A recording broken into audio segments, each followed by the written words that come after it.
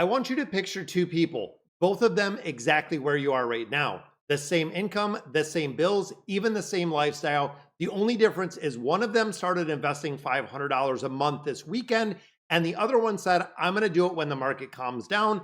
I want to start when I have more money, or I'm going to start next year. And guys, I want to show you exactly what happens to both of them because the numbers for most people are not what they expect. And once you see them and you really see these numbers, there's no way you're going to be able to unsee these. Now, this is not a motivational speech. This is a math video, real numbers, real compounding, real outcomes that I see on a regular basis. And I'm going to use this same exact ETF framework that I always use to show and make this concrete. So let's go ahead and get into it. Now, here's the setup. We have two individuals, both at the age of 35, both earning $65,000 a year, both in the same city, both with the same living costs. Both of them have $500 a month that they could invest, but some of them aren't, and some people choose not to because this is the fork in the road that makes a decision between person A and person B. When we look at person A, $500 a month, we're going to start investing in the VOO and the QQQM, turning on the drip. We're never going to sell. We want those dividends to reinvest, staying consistent no matter what. Every single month you're putting in $500. Person B, they're going to make a decision to wait till the market calms down. They're going to wait 5 years. Then they're going to start that $500 a month. Same ETFs, exact same strategy, same consistency. The only difference is they started 5 years later when it came to investing. And I want to make you really crystal clear about something before we start. Person B is not lazy. Person B is not irresponsible by any means. Person B is doing exactly what I see a majority of investors do, waiting for the right time and trying to time the market, waiting to feel ready, waiting for the market to calm down, waiting until mortgage is lower, the card is paid off, maybe the kids just start school with an added expense. Person B is a majority of Americans, and this is exactly why it matters so much. So let's start looking at person A first. $500 a month into the VOO and the QQM split. Let's call it 60-40 within there, making sure that 60 is in the VOO. And of course, you could change out these ETFs, really interchangeable, depending on the growth, depending on your risk tolerance. Now, the historical average of these two is around 12%, and that is conservative considering what we've seen over the last couple years with both of these ETFs over a long-term rolling period. Now, in year one, we got $6,340. That is the value. So thinking about, let's just say an 11% annual return, year three, we're at about 21K. Year five, we're at about 40,000. By year 10, we are already past our $100,000 milestone. And if you caught the video, why the $100,000 is so important when it comes to investing, definitely check it out if you haven't. So person A has about 63,000. Again, the very beginning, not life-changing at all. But this is when it starts working. This is the early stages. This is normal, but unfortunately, this is where a majority of people give up. Now, when they start approaching that 21,000, which of course is right around year three, this is where you start seeing a little bit of momentum, almost 40,000 in there, $500 a month. Year 10 is where it gets interesting because when you hit that 100,000 milestone, that is what I talked about on the video on Tuesday. This is the threshold where compounding starts being theoretical and starts feeling real within these portfolios. It is really the change where you've contributed 60,000, 40,000 of that, or roughly 43,000, has come from market growth itself.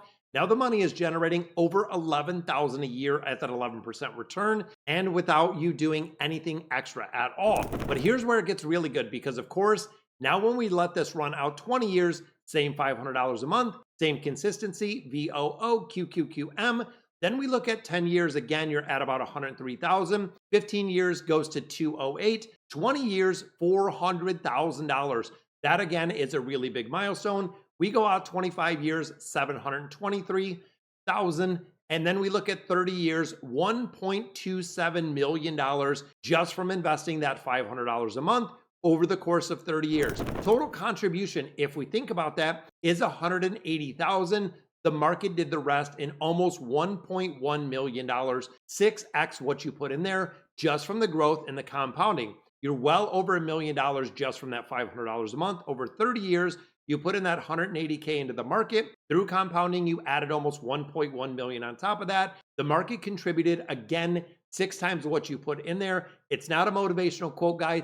It is just straight simple math. That is what compounding does. You give it time, don't interrupt the compounding, and that's exactly how it works. Then we get into person B. Same income, same job, same $500 a month, same ETFs we're putting it in, saving consistently from when they start. The only difference is we waited 5 years. So this 35-year-old started at age 40, which is going to be the difference, because when we look at 2025, even 2026, the market looks scary. The market is overvalued in some terms, and honestly, very understandable. Most people have been there, and I have seen it time and time again. Now, when we start looking at this path, again, 10 years, we're now at the age of 50. We're at that 103,000, exact same growth. Age 20, we're at around 400,000. Age 25, 723,000 around that retirement age. By 65, 1.27 million for person A. Person B coming in at 723,000 at full retirement age. So the total cost to wait those 5 years,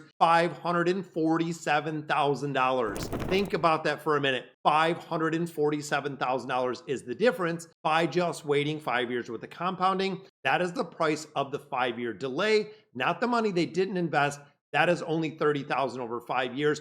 The $547,000 is the entire compounding gap that we're seeing within the portfolio. It is the growth that would have happened on top of growth already, on top of growth that was happening for 30 years instead of 25 years. And here's what really gets me about this number. Person B didn't do anything wrong. They just started a little bit later. And of course, when we start looking at consistency, when we look at discipline in here, then just starting 5 years later, this is a decision that can cost you over $500,000. Now, the market doesn't care if you feel ready. It only cares when you start. Now, I want to take a minute and really talk about what these numbers actually mean in real life, because $1.27 million at retirement is just not a number and just a made up number. It is a completely different set of options when it comes to retirement. That is the difference between working because you have to, or working because you want to, or working on something that you absolutely love to do. It is the difference between choosing when you want to retire and being forced to keep working because you can't afford to retire.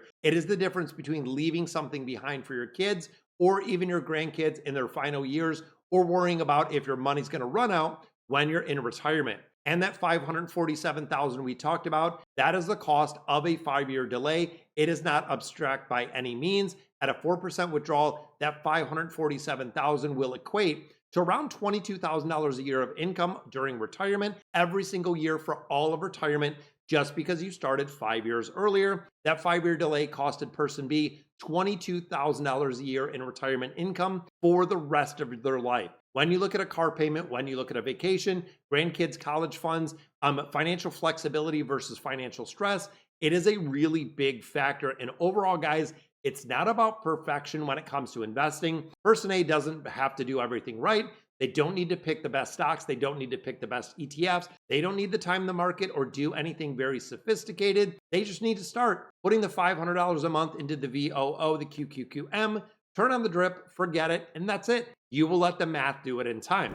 Now, of course, there's a 3-step plan that I want to share becoming. And if you want to be person A in this, and I mean this weekend, not this month, not this year, maybe not next year, this weekend, guys, you can set it up. Step number 1, open that account. We are talking M1 Finance. We're talking Robinhood. If you want Fidelity, Schwab, there's a couple links down in the description. Takes about 15 minutes. You don't even have to fund them with anything at this point. It is the important step of having that account opening. If you put 50 bucks in there, if you want to start with $500, the amount right now doesn't make a difference.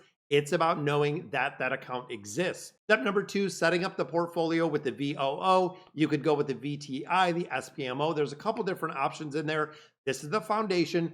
S&P 500 of the total market is about a 0.03 expense ratio. Most proven for long-term wealth, really building for ordinary investors. That's the reason why Warren Buffett said everyone should own the S&P 500. If you're starting with a smaller amount or you want a little bit of growth exposure, QQQM is going to be your solid choice. 2 portfolios, 2 ETFs. That you're just really going to start. You don't need anything else until you get that foundation built, until we start getting a much higher dollar amount. So step number 3, I want you to automate it. This is setting up those reoccurring contributions in this account the same day, every single month. That way it is automated.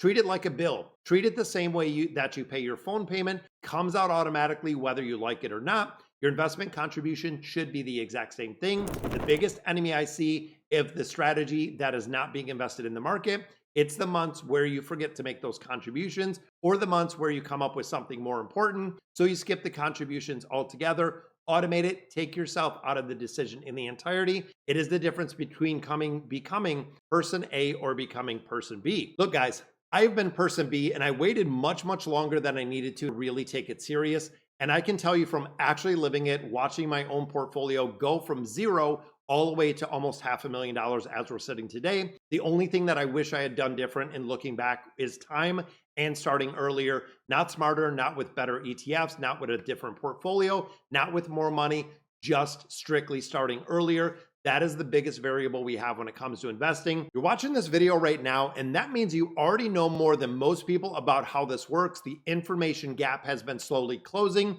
The only gap left we have here is the action gap, and that is the one that you can close in your entirety. So if you want to do one thing before you end this video, drop a comment down below. Tell me your start date, when you started investing, or the future date, or investing right now, not your goal, not your target portfolio, your start date, the date when you open the account or the date you're going to open your account. This weekend, I read every single comment we have down there. And of course, I reply to all of them as well, because I genuinely want to see every person within my community become person A. That is the whole reason why this channel exists. And of course, if the content helped you at all with your financial future, subscribe to the channel, because we do this every single day. Real numbers, real strategies, real results, and I'll see you in the next one.